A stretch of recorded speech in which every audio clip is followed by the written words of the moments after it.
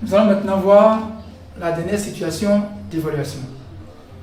Alors, cette situation, on va voir s'il ne faut pas ajouter une quatrième situation d'évaluation qui pourra vraiment vous aider dans vos travaux, parce que vous avez un examen de fin d'année, donc il faut mettre le maximum. Donc vous allez voir ici la prochaine séance.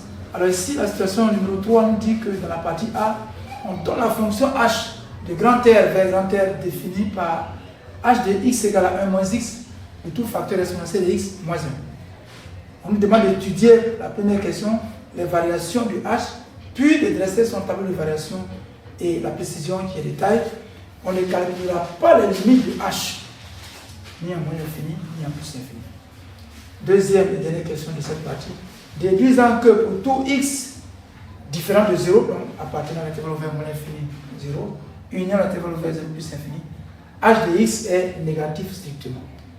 Dans la partie B, on donne la fonction f définie sur grand R par f de x égale à 2 moins x, le tout facteur exponentiel de x plus 2 moins x, et on désigne par grand C sa représentation graphique dans un repère orthonormé au IJ.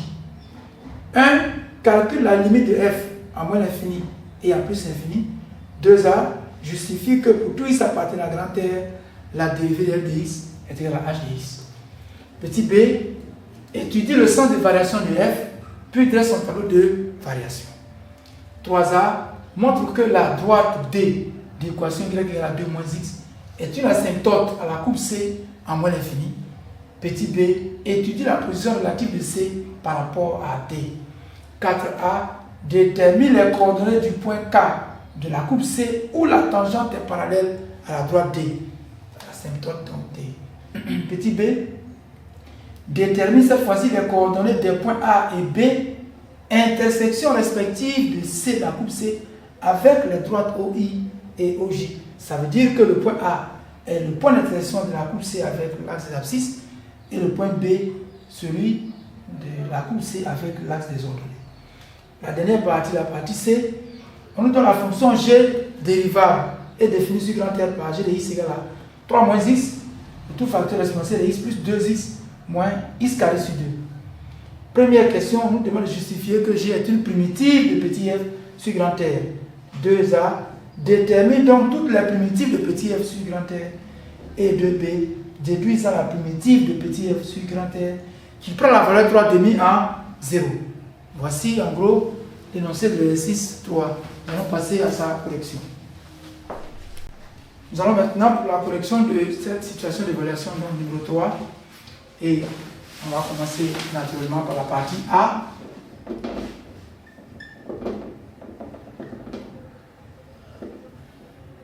Dans cette partie, on nous demande d'étudier les variations de la fonction h et de dresser son tableau de variation.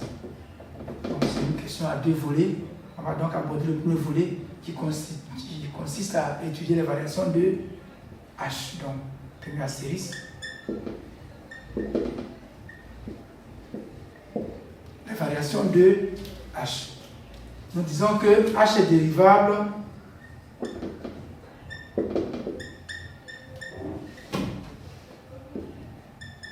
sur grand R et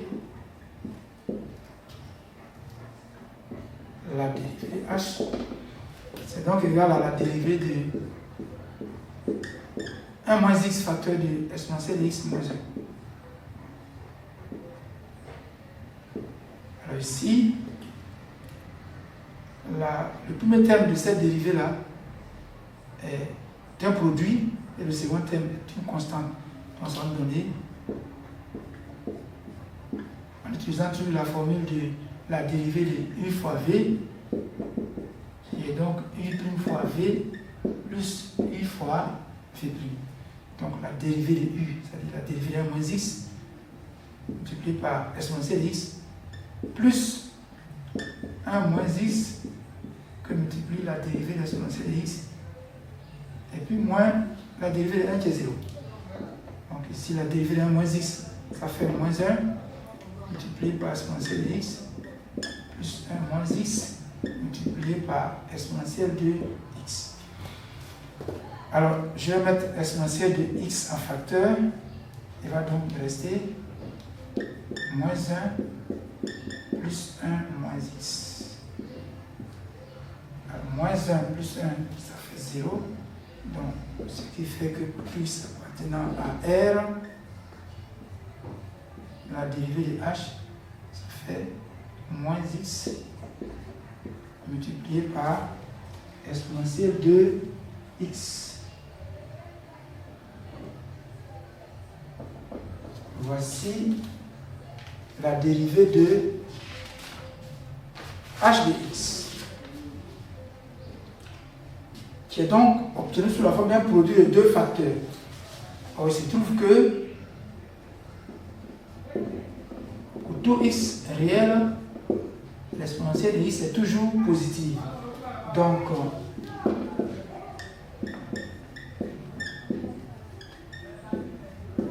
le signe de h' de x est celui de moins x. Et ce qui fait que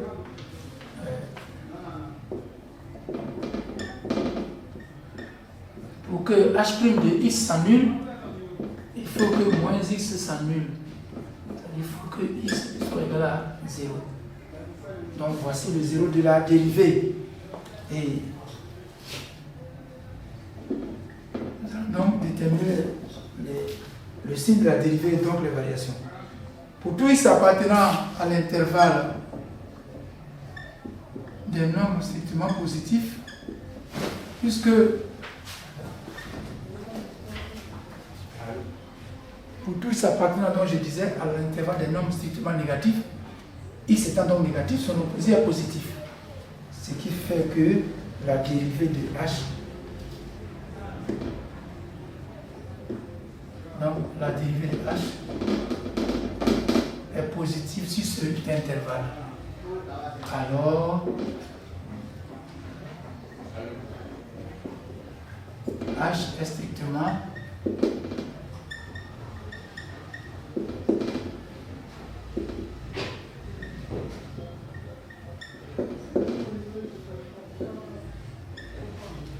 croissant sur l'intervalle ouvert moins l'infini 0. Pour tout x appartenant à l'intervalle des nombres strictement positifs, eh bien, son opposé étant négatif, cela fait que la dérivée de h est négative et h est strictement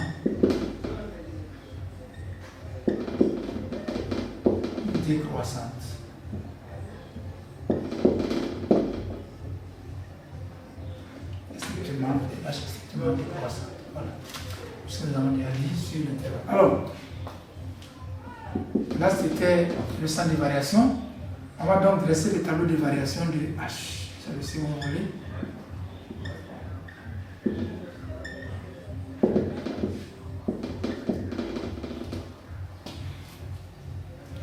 Voilà.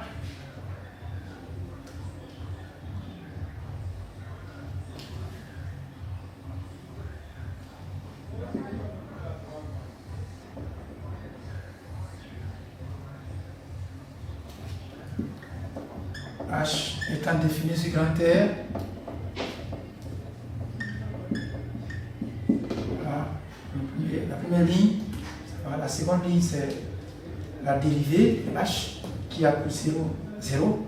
Et à gauche du 0, on a le signe positif. À droite du 0, la dérivée est négative. Ce qui fait que la fonction croît de moins l'infini à 0, qui croît ensuite de 0 à plus l'infini. Alors h de 0, nous allons calculer h de 0. Ça fait donc h de x, ça fait 1 moins 0, voilà, multiplié par exponentielle de 0 moins 1. 1 moins 0, ça fait 1. 1 multiplié par 1, ça fait 1. 1 moins 1, ça fait 0. Donc, voilà la dérivée, voilà le tableau de variation de la fonction h. Et ce tableau nous fait comprendre que H admet 0 comme maximum absolu. Ce qui fait que toutes les images vont rester inférieures strictement à 0. Sauf l'image de 0, bien entendu. Voilà pourquoi il n'était pas nécessaire de calculer les limites de H à moins l'infini et à plus l'infini. Alors la question petit 2 trouve donc bel et bien son sens. Et on dit signe de H de X. Alors, on va dire que H admet 0 comme maximum absolu.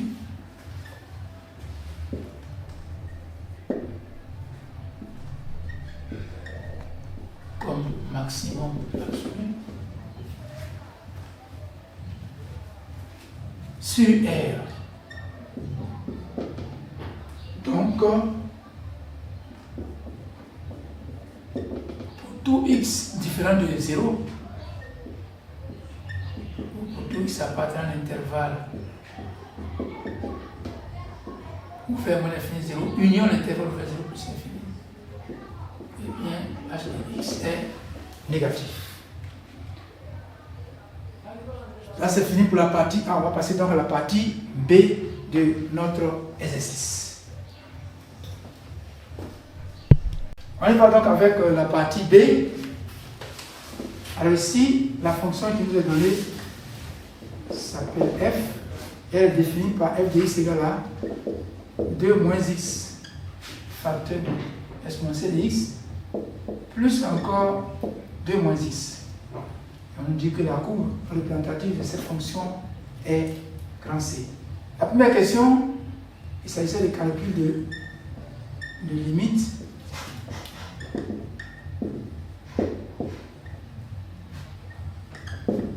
Donc il s'agit de calculer la limite de f en moins l'infini et en plus l'infini. Donc calcul de limite de f.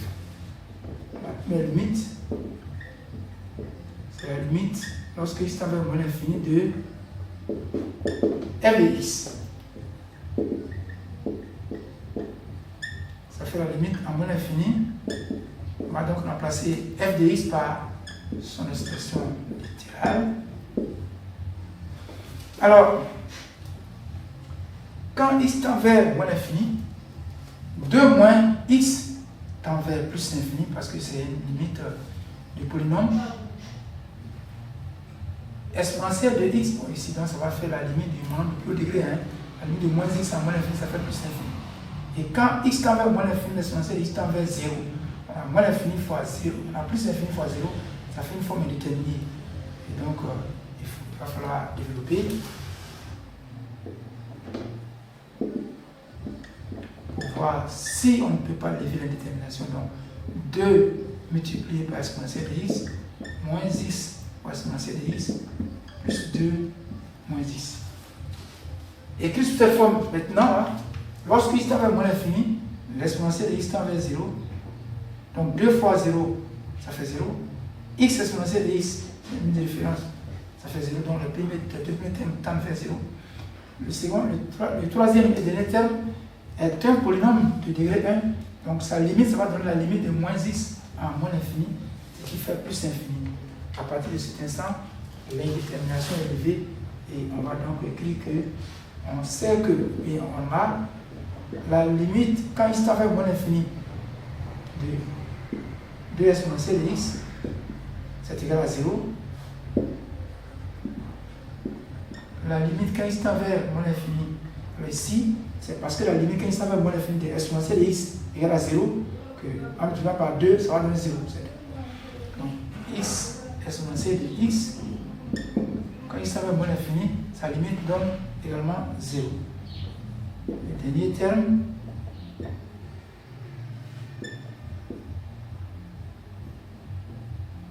c'est un polynôme de degré 1. Alors ici, la limite, ça va être la limite du monon le plus haut degré. Quand il s'avère moins l'infini, l'opposé de x tend vers plus l'infini. Au finish, on va dire que les deux premiers termes tendent vers 0, le troisième terme tend vers plus l'infini.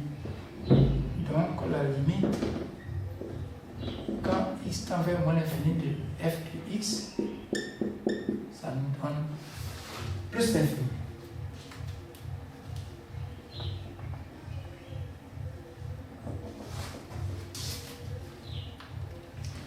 deuxième limite, c'est la limite en plus infini de f de x.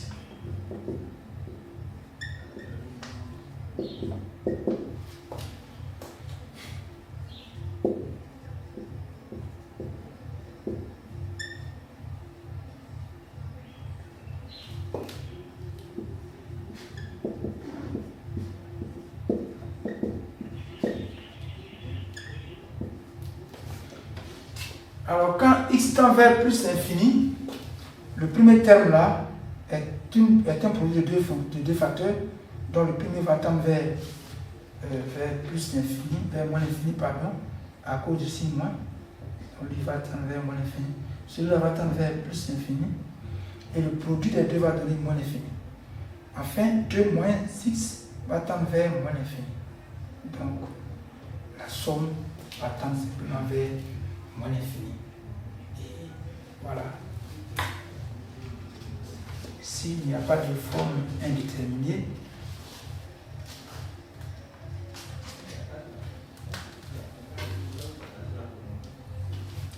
alors on va dire que on sait que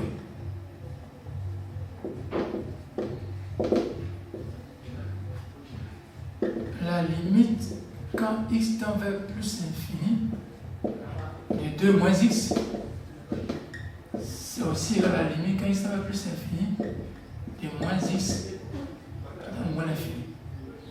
Et la limite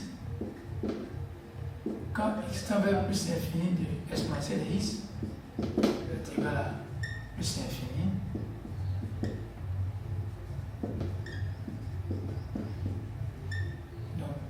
ici, la limite de ce produit va donner moins l'infini. Donc finalement, le premier produit, le premier terme qui est un facteur, un produit de facteur, pardon, va donner moins l'infini. Et le dernier terme, qui est un produit tend vers moins l'infini. Finalement, ici, il n'y a pas de forme indéterminée, on trouve simplement que f de x tend vers moins l'infini lorsque x tend vers plus l'infini. Donc voilà pour la question 1, numéro 1. La question numéro 2, sa partie petit a, on nous demande de justifier que la dérivée de f est égale à h. Donc 2a.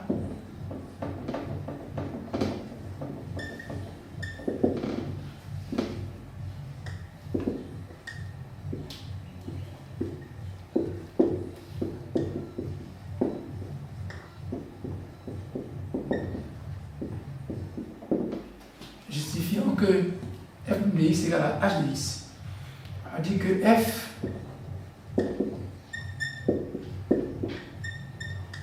est dérivable sur R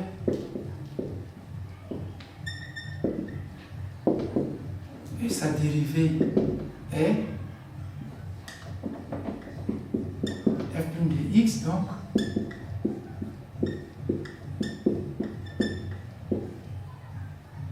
c'est égal à la dérivée de toute cette expression. Alors, nous allons procéder comme nous l'avons fait pour la fonction h. Ici, le premier terme est un produit. Nous allons utiliser la dérivée du produit de deux fonctions.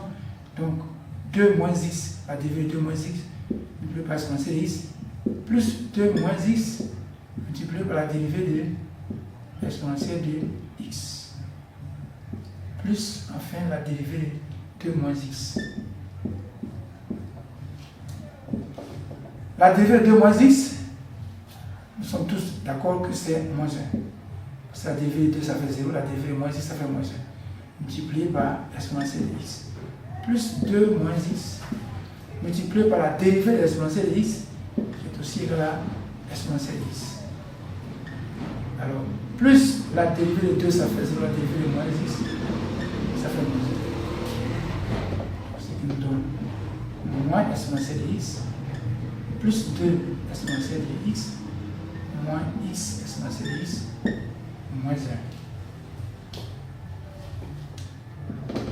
Ce qui nous donne encore, alors, 2 exponentielle de x moins exponentielle de x, ça fait exponentielle de x moins x exponentielle de x moins 1. Et en même temps, l'exponentielle de x en facteur ici, ça va nous donner l'exponentielle de x facteur de 1 moins x, tout ceci moins 1. Donc on peut écrire encore 1 moins x facteur de l'exponentielle de x moins 1. Et lorsque nous regardons très bien l'expression de h de x, c'est bel et bien ce que nous venons de retrouver là. On dit, or 1 moins x, le tout facteur de l'exponentielle de x moins 1 égale à h de x. Ce qui fait que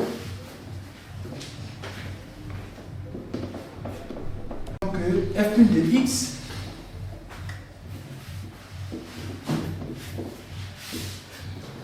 égale à h de x.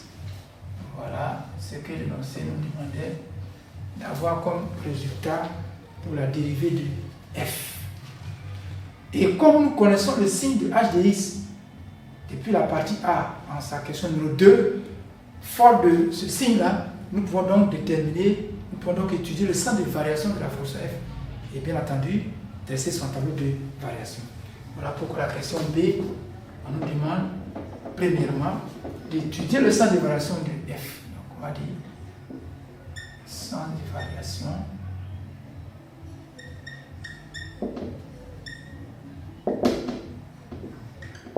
f. Alors, on va dire que le signe de f' de x est celui de h de x. Parce que le sens de variation d'une fonction dépend du signe de sa dérivée. Donc le signe de f' de x est celui de h de x. D'après la partie A, tout x appartient à l'intervalle ouvert moins l'infini 0, union l'intervalle ouvert à 0 plus l'infini, h de x est négatif. Donc on va dire que pour tout x appartenant à l'intervalle ouvert moins l'infini 0, union l'intervalle ouvert 0 plus infini, f' de x est inférieur à 0. Alors, f est strictement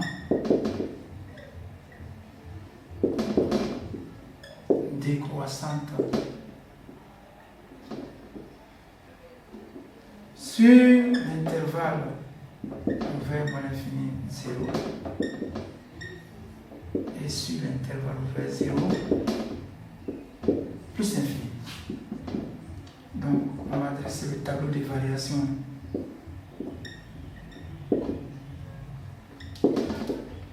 de f sur grand T.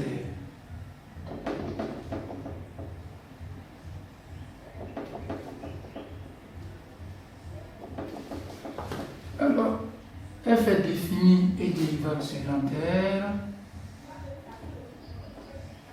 Donc, la première ligne, c'est l'ensemble des définitions. C'est donc l'intervalle grand R.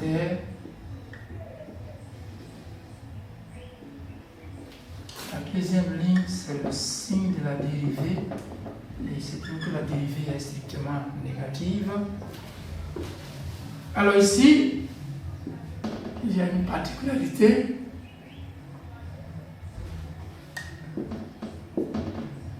C'est que la fonction est strictement décroissante. Alors la limite en moins l'infini, nous avons trouvé plus infini. La limite à plus infini, nous avons obtenu moins l'infini. Voilà. Et puis, on peut calculer, on peut s'amuser à calculer l'image de 0. Hein? L'image de 0, ça fait donc 2 moins 0 facteur exponentiel de 0, plus 2 moins 0. 2 moins 0, ça fait 2, 2 fois 1, ça fait 2, plus 2, ça fait 4. Donc l'image de 0, ça fait 4. Si on nous avait demandé ça éventuellement. Voilà le tableau de variation de la fonction f. Nous passons maintenant à la question numéro 4, à savoir la dernière question de la partie B.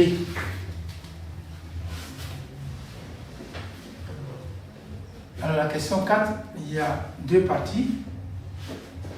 La première partie, on nous demande de déterminer les coordonnées du point K de la courbe C où la tangente est parallèle à la droite D.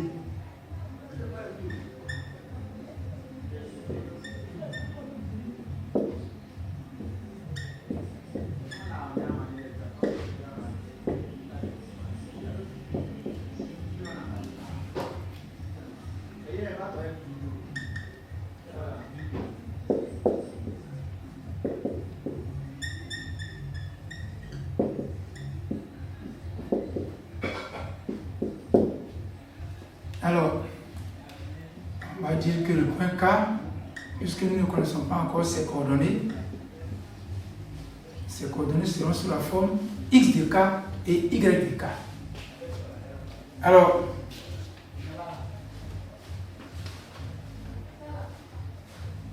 on va dire qu'une équation de la tangente donc qui passe au point K, on peut déterminer une équation de cette tangente.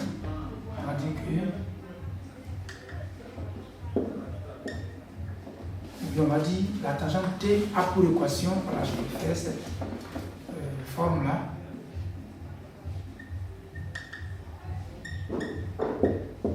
La tangente T au point K a pour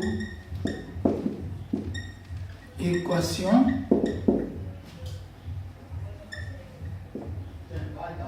y égale à f' de x de k facteur de x moins x de k plus f de x de k. Et donc, cette équation-là, ce n'est pas la détermination explicite qui nous intéresse. Mais ce qui nous intéresse ici, c'est le coefficient directeur de la tangente T. Pourquoi? Parce que nous savons depuis les classes antérieures, notamment la troisième, que lorsque deux droites sont parallèles, elles ont le même coefficient directeur. Donc, c'est dire que si la droite D a pour équation y égale à ax plus b, qui est son équation caractéristique, et D' a pour équation y égale à a' x plus b', c'est l'équation caractéristique, dire que D est parallèle à D', cela veut dire automatiquement que les deux coefficients directeurs sont égaux. Donc A est égal à A', c'est ce que nous écrivons là. Et donc c'est fort de cette propriété-là que nous allons déterminer l'abscisse x de K. Donc, dire que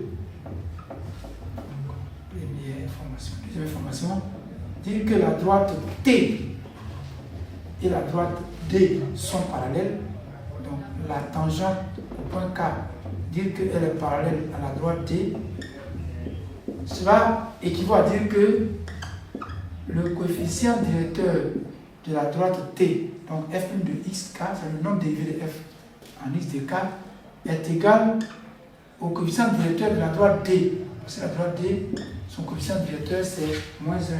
Parce que son équation, on a dit que la droite D a pour équation y égale à 2 moins x. Donc son coefficient directeur c'est moins 1. Alors, cette question nous amène à résoudre l'équation f de xk égale à moins 1.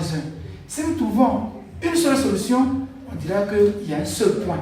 Si nous trouvons 2, 3 solutions, on dira qu'il y a 2 points ou 3 points. Donc, on y va. f' de x, nous savons que f' de x, c'est égal à h de x dans cet exercice. Donc dire que f de xk égale à moins 1, ça veut dire que h de xk égale à moins 1. Or h de x, c'est 1 moins x. Donc l'équation devient 1 moins x de k exponentielle de x de k moins 1. Tout ceci égale à moins 1. Nous pouvons donc simplifier les deux membres par moins 1, ce qui revient à dire que 1 moins x de k, le tout facteur d'exponentielle de x de k, est égal à 0. Or, pour tout nombre réel x, l'exponentielle étant toujours positif, ça veut dire que l'exponentielle de x de k est strictement supérieure à 0. Alors, le fait que ce produit s'annule n'est donc pas du fait de l'exponentielle de x de k, mais plutôt de 1 moins x de k. On va dire que 1 moins x de k égale à 0.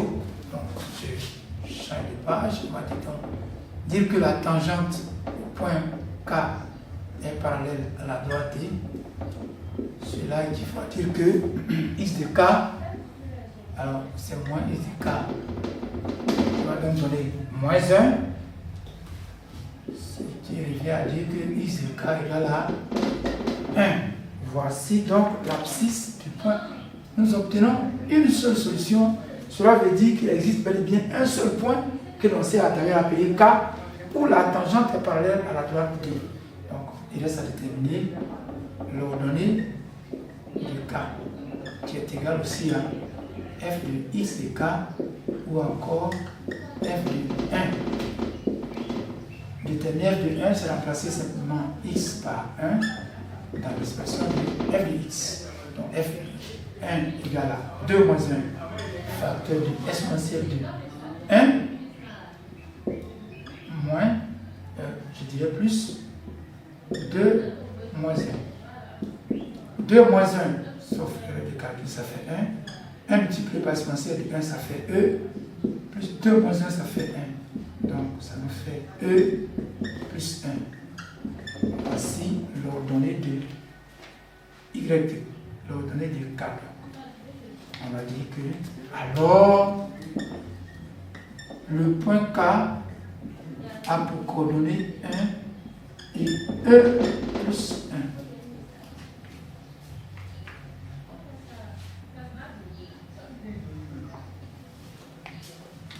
Voici donc les coordonnées du point K de la courbe C où la tangente est parallèle à la droite D. Maintenant, la question B, ce sont les coordonnées du point A et celles du point B. Donc, les coordonnées du A et B.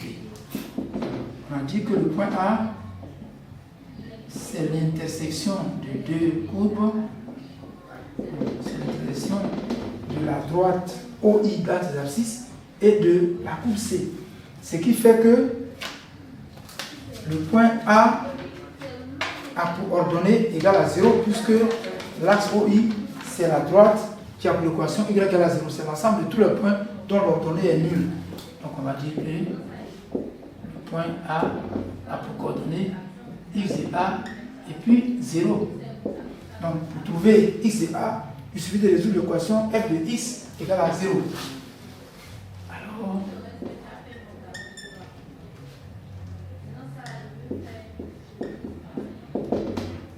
f de x A égale à 0, c'est-à-dire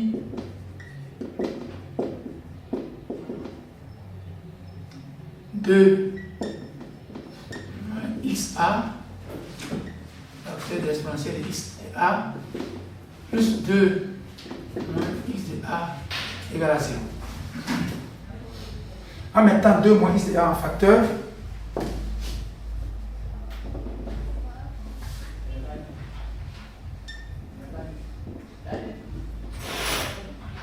nous obtenons 2 moins x de a facteur de exponentielle de x de a plus 1 égale à 0. Dire que 2 moins x de a, le tout facteur exponentiel x de a plus 1 égale à 0, cela veut dire que c'est 2 moins x de a qui est égal à 0.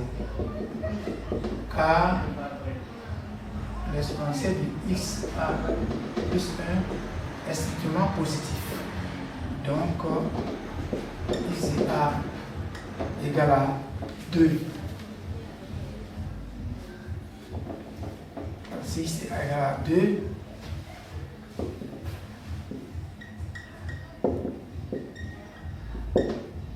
par conséquent, A a pour coordonnée 2, le point A a pour coordonnée 2, et puis 0. Voilà. La coordonnée du point B enfin.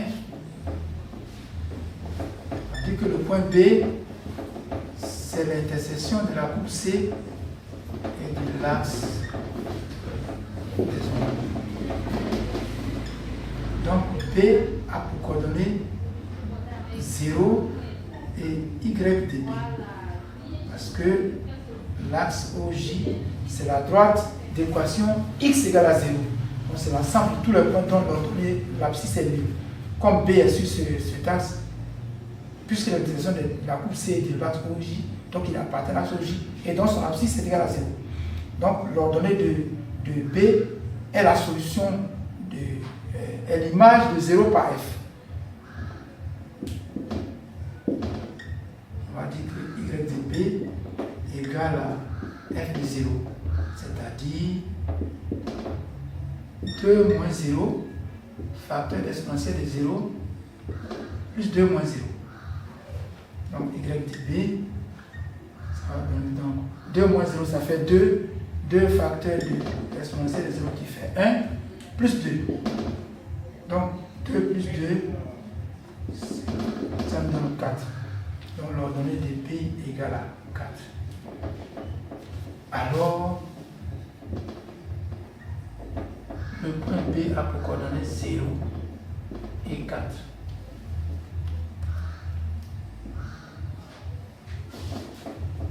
Voici donc ce qui met, cette question qui met donc fin à la partie B. Nous allons terminer cet exercice par la partie C. Alors, nous allons terminer avec la partie C.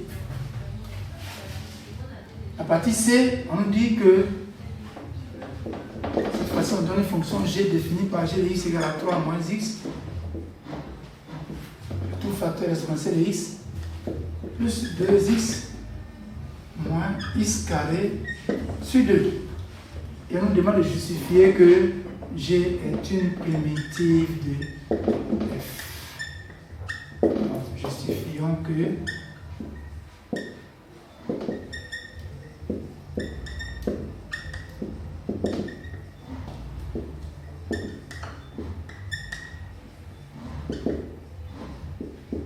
alors dire que la fonction g est plus primitive de la fonction f, ça veut dire que la dérivée sur grand R, donc ça veut dire que la dérivée de petit g sur grand R est égale exactement à la fonction petit f. Donc nous allons chercher à voir si la fonction g est dérivable et donc calculer sa dérivée et la comparer à l'expression de f de x. Alors, il se trouve que g est essentiellement constitué de fonctions qui sont toutes dérivables sur grand R. Donc g est dérivable sur grand R. On va dire que g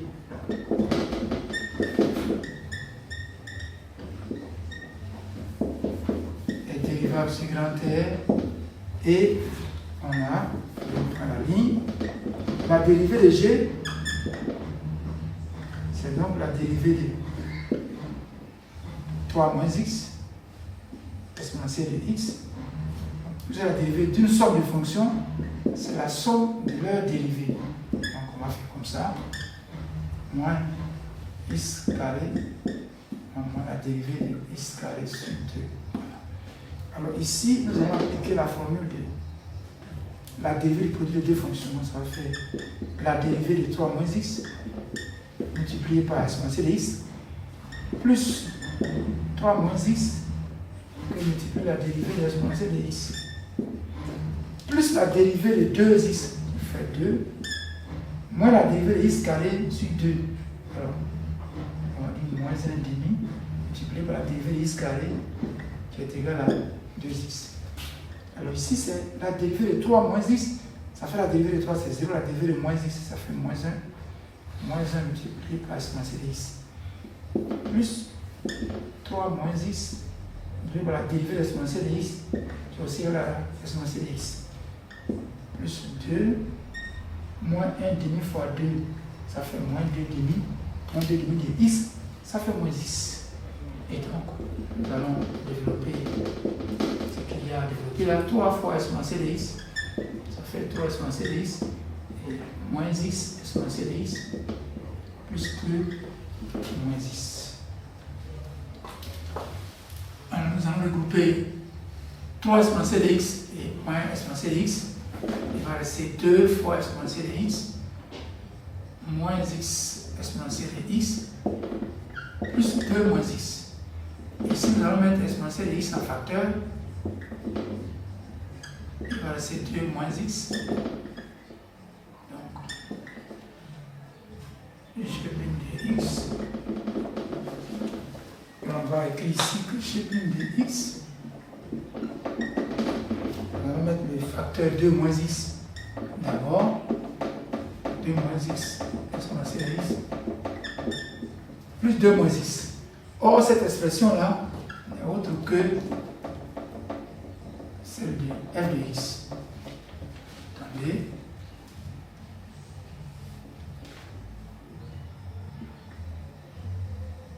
Voilà.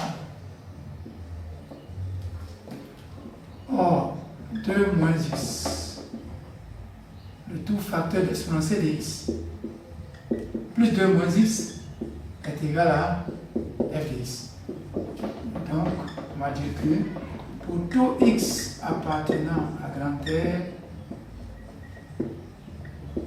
g' de x est égal à f de x.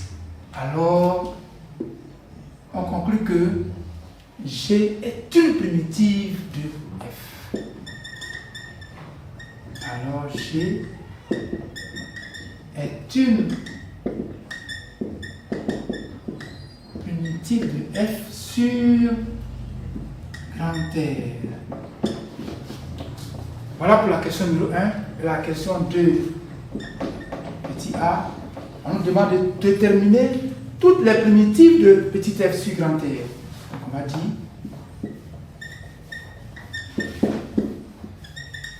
déterminons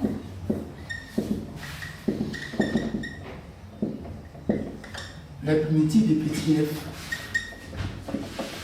sur grand R. On va dire que les primitives de petit f sont des fonctions de la forme grand F de x égale à, puisque petit g est une primitive de petit f, donc petit g de x plus une constante c, laquelle constante appartient à grand R. Je vais m'arrêter à ça, ou encore venir remplacer l'expression de g. Voilà, g par son expression explicite, par sa formule explicite.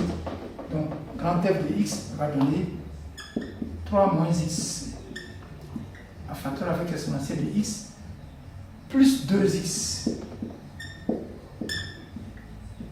moins x carré sur 2, plus c, et bien, c étant une constante réelle.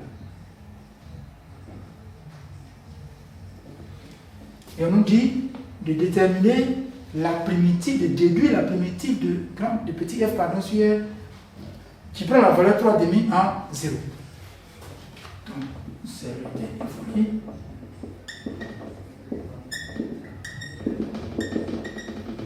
C'est-à-dire la primitive de petit f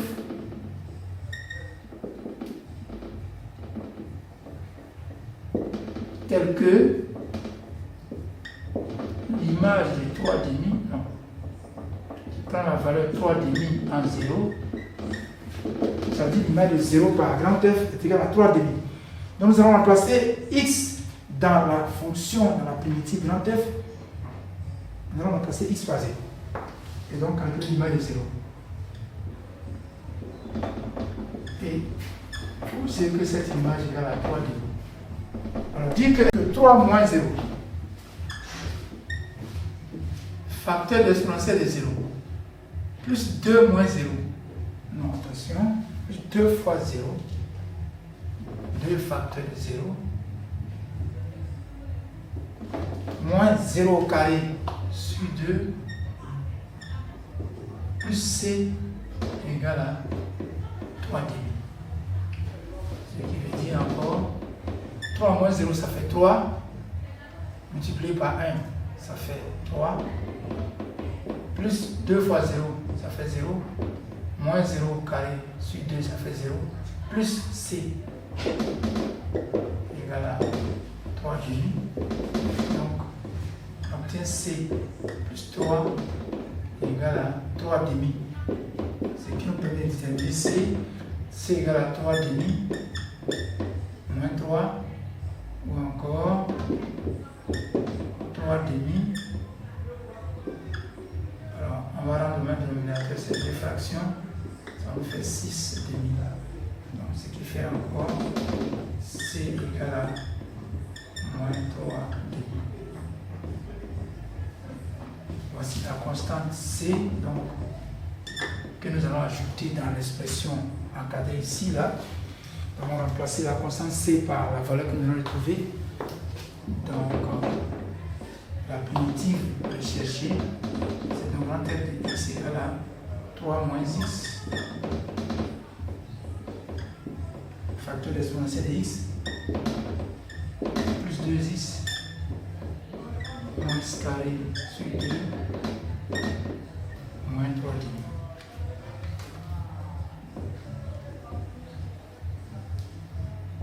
Nous pouvons écrire simplement que grand F de x égale à petit g de x moins 3 demi. Voilà. On peut écrire ça comme ça. Voilà ce qui met donc fin à cette situation d'évaluation numéro 3. Merci beaucoup pour votre attention.